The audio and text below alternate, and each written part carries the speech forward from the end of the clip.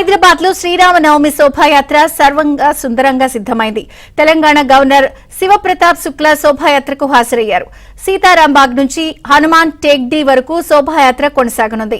శోభాయాత్ర సందర్భంగా ట్రాఫిక్ ఆంక్షలు విధించారు. పలుచోట్ల ట్రాఫిక్ డైవర్షన్ చేశారు. ఎటువంటి అవాంఛనీయ ఘటనలు జరగకుండా బందోబస్తు ఏర్పాటు చేశారు.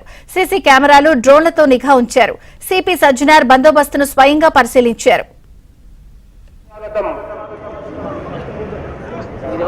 శ్రీ సీతారాముల కళ్యాణ మహోత్సవానికి విచ్చేసినటువంటి భక్తులందరికీ కూడా స్వాగతం పలుకుతున్నాము.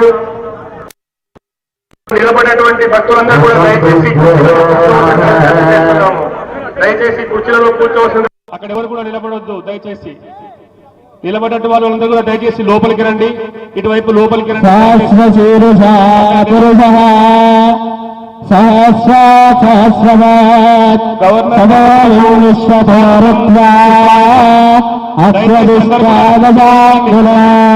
ఇటువైపు రండి.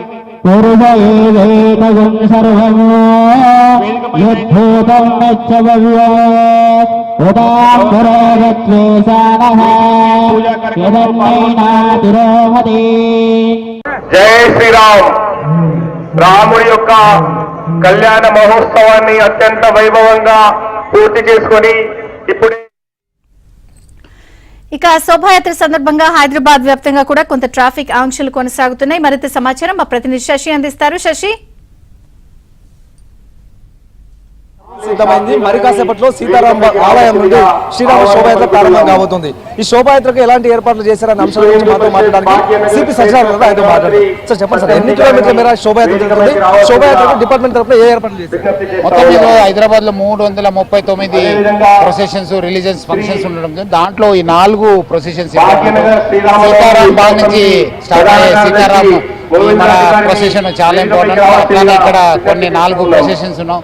దానికి ఆల్మోస్ట్ మన additional CP Srinivasu, additional CP professor Iqbal, joint CP traffic Joel, local DCP Golconda, DCP Khairatabad, Shilpavalli నేతృత్వంలో అన్ని బందోబస్తు కూడా ఏర్పరచడం జరిగింది. దాదాపు 3000 పైన బందోబస్తు పెట్టడం జరిగింది. అట్లానే ఆక్టోపస్, ర్యాక్ పార్టీస్ కూడా టీమ్స్ కూడా పెట్టడం జరిగింది. ఏ మార్గంలో శోభాయాత్ర సాగుతుంది? శోభాయాత్ర జరిగే మార్గాల్లో గతంలో జరిగిన ఇబ్బందులు తలెత్తకుండా ఎలాంటి చర్యలు తీసుకున్నారు? ఆల్రెడీ ముందునే ఆర్గనైజర్స్ తో మాట్లాడడం జరిగింది. నేను మన జిహెచ్ఎంసీ కన్నన్ను అందరు కలిసి ఇక్కడ ఈ చూసుకోవడం జరిగింది. సో లాస్ట్ టైం ఛాలెంజెస్ ఏమన్నా దానికి తగ్గట్టుగా మనము ప్లాన్ చేయడం జరిగింది. సీతారాంబాగ్ ఆలయం నుంచి ఎన్ని గంటలకు శోభాయాత్ర స్టార్ట్ అవుతుంది? ఎన్ని గంటలకు ముయ్యాలని చెప్పేసి మీరు ప్లాన్ చేసుకున్నారు?